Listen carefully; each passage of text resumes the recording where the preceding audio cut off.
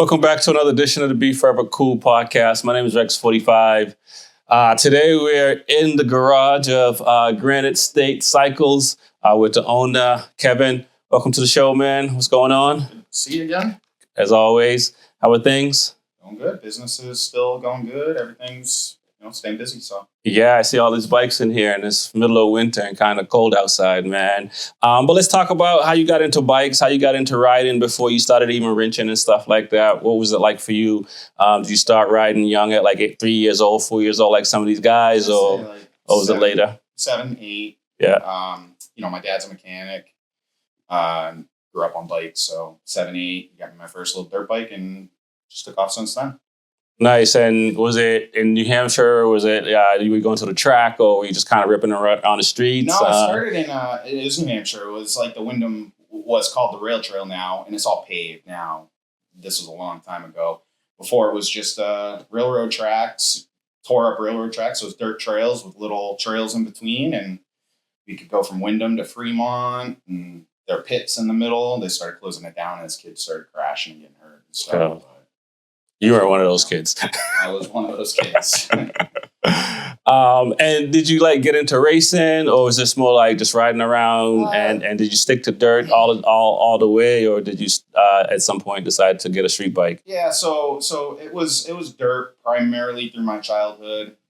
When I got my license, when I got my regular car license, so 16, I went right away, got a permit for a motorcycle, and it switched to then. And then it was kind of like both.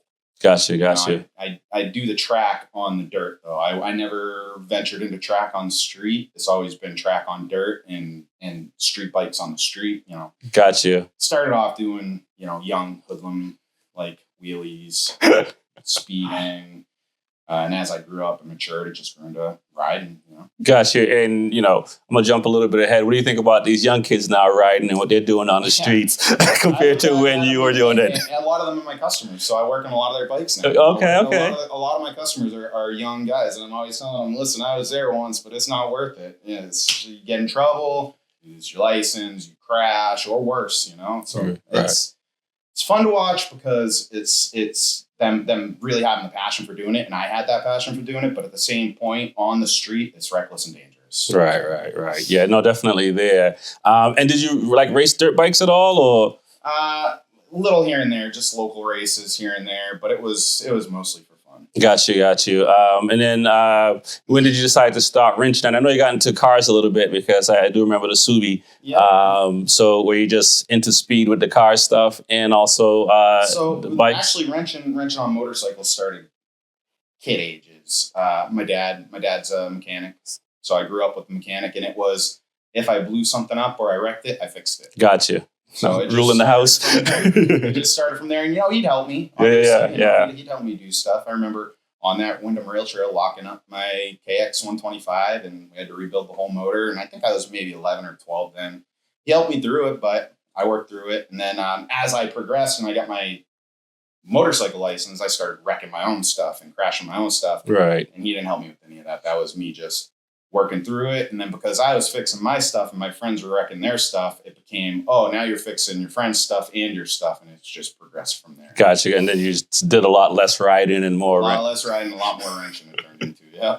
And what's that like? I mean, I found like I did, poetry for a long time, and I had to at some point just kind of walk away and just, especially when I started doing it more as a business and doing the Smoking Rhyme show and stuff like that. Did you kind of not necessarily fall out of love of riding because you were wrenching, or were you missing it? It morphed. So I will say when I started motorcycles, it was a passion. It was my life. It's everything I did. It's everything my life revolved around. As I became a mechanic and it was full time and I was working on my own stuff at home and friends' stuff at home and working a full-time job at it, it became less of a passion and more of a job. Right. And it morphed from the enjoyment of riding to the enjoyment of working on the bikes and the advance in technology, learning the new technology. So it became more of a hobby of I like the mechanical aspect of it. And it stayed like that for a while until recently. Opening my own shop gave me a little bit of a break. Right. Yep. So it wasn't like I was working full time, and then after hours working full time again. It was now I'm just working full time, and after hours I have my time and my family time. Right. So kind of morphed now back into a passion where I'm getting back into riding, have a couple motorcycles again, and I'm enjoying the hobby itself instead of the mechanical aspect. Yeah, let's talk about the new bikes a little bit. You got a couple of Ducatis, a single cylinder, and a big twin over there. Was that? I mean, why Ducati? First of all, I mean, you have so many bikes to pick from and stuff like that. And do you see yourself hanging out with these young kids on this 698? So when I first started working on motorcycles and being into motorcycles, Ducati was way different back then. You know, it was 748s, it was 749s, 798s. They were all like way above anything I could ever afford, and far fewer of them. There wasn't many on the streets. So it was always Japanese bikes, you know, R6s, CBRs, GSXRs. That's what I was into. It really didn't change into the Italian bikes when I started working for an Italian dealership and actually rode them. Mm-hmm. I was like, this is something different. And I could see why once somebody's morphed onto that, they don't go back. Like, it's really something different to ride in a big twin Italian motorcycle. So that, with that in mind, riding a big twin Italian motorcycle on the street is also not necessarily smart law-wise or safety-wise. Yeah, right. Which is why then when they came out with the single cylinder, I went to that. And it's a lot more enjoyable for riding around town. As far as riding young kids, they're too young. I do rides with select friends. I don't want to get myself into trouble. You know, you see all these, you know, things happen on the street and group rides with people just not paying attention to each other, and it's just keeping it small is safe, and I want to be safe. Yeah, man, I see that a lot, and I even saw and there's people that, you know, put their videos online when they're crashing and stuff like that, and it's just like there's nothing cool about crashing on a highway at 170 miles an hour. No, there's like nothing cool about it. No. And it's unfortunate because not a lot, but there's a good amount of people that's not wearing the right gear either, and I'm guilty of that a lot. Yeah. I mean, but if you're just riding around in the neighborhood and stuff like that, it's one thing. But if you're, you know, riding beyond speed, you know what I'm saying? It's you know, I assume you're more skilled and comfortable at it, and you know, you're not putting myself at any additional risks. Right. And I'm always wearing the basic safety stuff, you know, helmet, gloves, right, full shoes or boots. I don't always put on a riding jacket though. Gotcha. I don't like the heat. Yeah. I don't like the heat, so. I try not. I feel weird. I can't ride a bike without gloves, even going around the block. Same. It feels so weird. And this summer, I'm going to look at like, you know, the flannel jackets and stuff with the safety material in it to kind of pull back. Jeans. Yeah. So I have a couple of jeans already. I'm gonna switch to the jackets as well, just for cruising around. If I feel like having fun. Yeah. You got to do it. Let's talk about, you know, Granite State Cycles. You know, what made you decide to, you know, open up a shop, and what kind of bikes do you like to work on? So for a long time, I was working at dealerships, and, you know, they have their pluses and minuses. Obviously, you get a lot of business. You stay consistently busy, especially around here. But what happened was I started doing a lot of side work for people and full-time work, and it just became a lot where I was working far too many hours for far too long. And the thing about working for yourself over working for somebody else is now you get to dictate how you do your job instead of somebody else dictating how you do your job. Right. Or money dictating how you do your job. Most shops are going to be a flat rate system where you get paid on performance instead of getting paid on the quality work you're doing. Right. So they're expecting you to push out job after job after job, not necessarily caring if, I wouldn't say the people don't care if it's right, but that's the least important. The most important side is the money side. Right. We're doing it for myself. Now I can step back and I could be like, you know what? I can take my time and I can make sure this is done absolutely right. It's never going to come back. The customer is going to have the bike to its fullest and safest, and I feel good about my work. Right. But it also, what it did was, it, like I said prior to, is it cut back on hours work. So now I work more hours for myself, but my overall hours work is less. Right. Better quality of life. Yeah. And I didn't really touch on this, but, you know, and you mentioned that you started working on bikes from a young age. You know, when I met you, it was 12 years ago at a dealership and stuff like that. And I appreciate like what you did and Kyle in the sense that I was green to motorcycle racing. Yeah. And, you know, you got, I mean, I'm pretty sure every person that comes in is like a nuisance, right? Yeah. But you guys treat new people that's coming into sport with so much, I won't say love and respect, but you're not dismissing the questions, even though you probably heard it 1,000 times. You know, how did you, you know, think like that and start doing that? Because there's dealerships you go to or mechanics you go to, and they're just grunting at you. Yeah. So it is important to take every customer concern or complaint or question very serious, because first and foremost, safety's at mind, right? And part of being safe on a motorcycle is knowing that motorcycle's safe. So if you have a doubt in your mind, it might make something unsafe for your ride. You know? Right. So that is, but on the same hand, sometimes it can be hard, you know, because sometimes people pick up on stuff. They're riding the same bike over and over. And as a mechanic, I'm riding 10 different bikes a day. Right. So picking up on small stuff and small complaints sometimes can be hard, which is why that whole thing happens where, you know, the second it gets to a mechanic, it's not happening. I hate being that mechanic, but sometimes it's unavoidable. Sometimes Right. It's just how it is. But without helping the young people along or the new people in the sport's just going to die. And it is a passion with me. So somebody comes in, they might not know as much as me. I mean, I've been doing this now for 23 years professionally, lifelong. You know, I'm 40 years old now. So I've been doing this for 35 years. Yeah, like forever. Yeah. It's like, for me, some of this stuff is second nature, but for somebody who just got their motorcycle license and is just riding their bike, it's not the way. Got you. And for me, like, there's hobbies that I've gotten into where I'm new and I like being treated by the people who are into those hobbies, deep into those hobbies. I like being treated the same way that I'm treating people here. So I kind of always take how I get treated into account for how I'm going to treat people. Nice. I appreciate that, man. And we've had a good relationship. And I'm sitting on my bike here that's going to get the engine swap pretty soon. Looking forward to that. There's another bike sitting in the trailer that's getting service and stuff like that. I think you're going to have to move down to Florida. Yeah. make my life easier. Been there, done that. I don't know if I'll go back. So it might be crazy that I'm coming all the way up to get my bike service. But what do you think about, you know, people that's trying to wrench their bikes and starting to learn? Do you have like any recommendations that what they should start with? Are there things they should learn, certain videos and stuff they should watch, or they should just call you and book an appointment and not even worry about it? I mean, obviously the latter is the best option for me, but no, I mean, if you're trying to get on track, and like I said, I've never been on a road racing track, so that's not something that I've experienced with. But I do have experience working on the motorcycles and doing track ride and off-road. So the thing, or motocross track racing, the thing that I would say is always start small. And as you're progressing, you'll learn new talents. And yeah, you find somebody that is experienced and tag along with them. You know, there's a lot of guys up at the track that'll let you tag along with them on track days. They'll give you pointers. Then when you have technical questions, you could come to somebody like me. Or there's other shops in the area that do the same thing. It's a pretty good area for track riding support. There's a couple people that do the same thing I do that are more track orientated.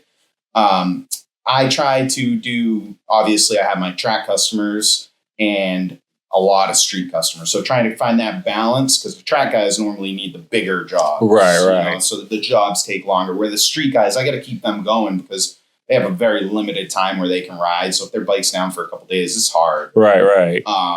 But I'd say start small. And as you're making changes on the bike and you're feeling more comfortable, make changes small. Don't change a bunch of things at once, because once you go changing a bunch of things at once, you don't know where to look if something went wrong. Gotcha. So small changes and progress your riding more than progressing the bike until you're comfortable on that bike. Nice. So you mentioned working on street bikes and track bikes. Now I found some dealers and mechanics, they don't want to, you know, touch track bikes at all.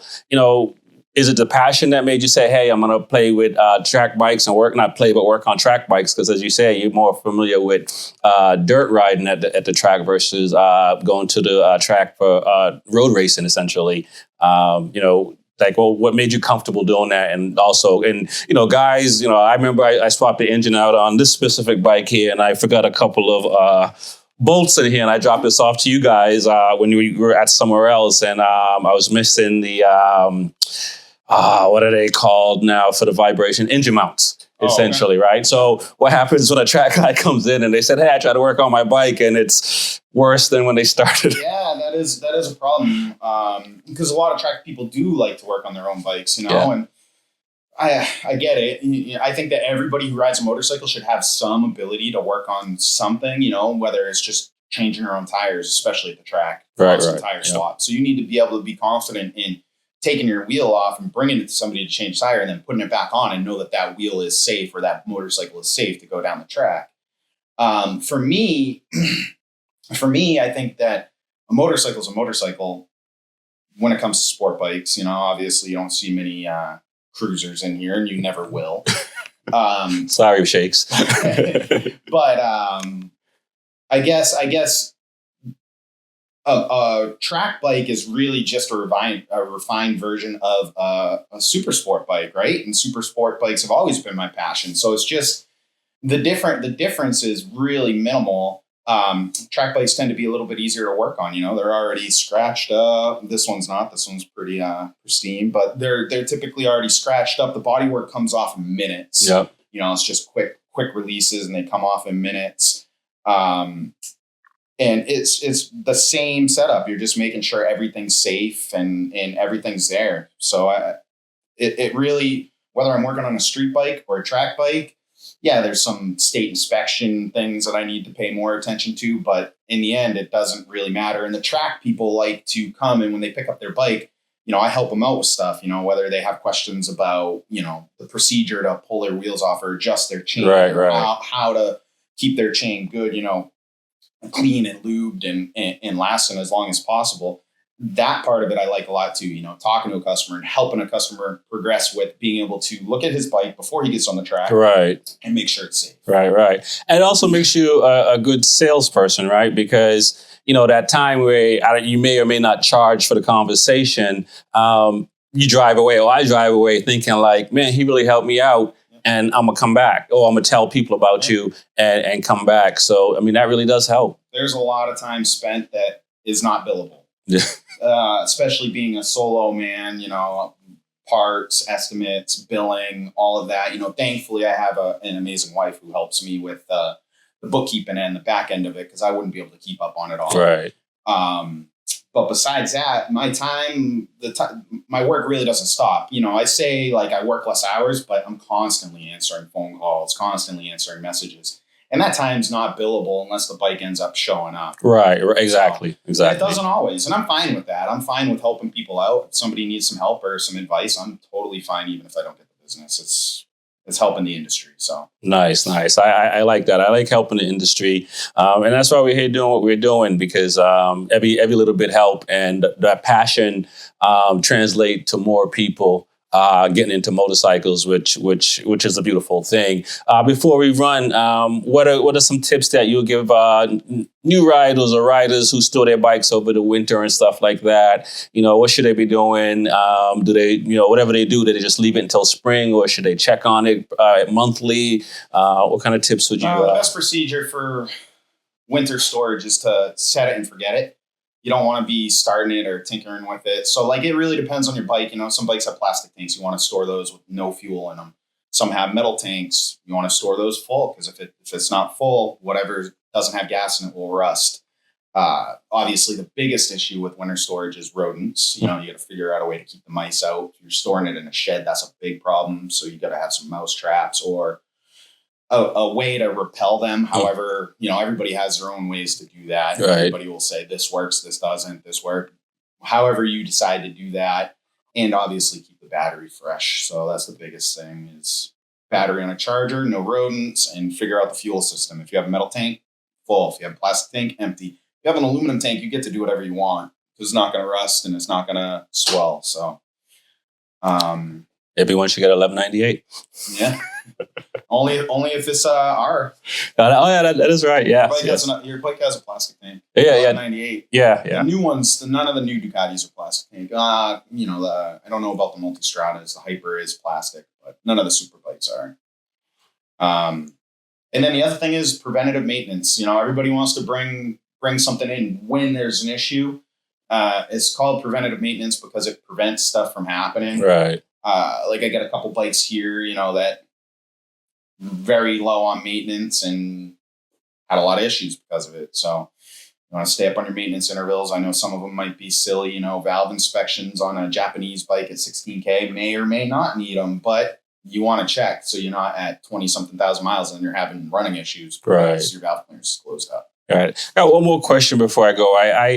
I've heard friends and people talk about when they try and get bikes and stuff, if they see a bike with 20,000 miles on it, they feel like it's a lot of miles. As a mechanic, as somebody been in the business for a while, what's considered a lot of miles for a motorcycle, or it depends on the brand? Yeah, it really depends on the brand and again, the preventative maintenance that was done. You could see a bike with 3,000 miles and it's terrible. And you can see a bike with 25,000 miles and it's been kept up and it's great. So it's really hard to pinpoint that, but obviously something with 20,000 miles or so, you want to make sure that the maintenance has been done. And if it hasn't, get it done before you ride it. Bring it in and be like, do everything, go through the whole bike, make sure it's good to go. And I mean, these motors minus, failures, which happen, they're all pretty solid motors. As long as the maintenance is done and everything's kept up, they should run. I mean, We've had a customer, we call it the Million Mile Monster. It was a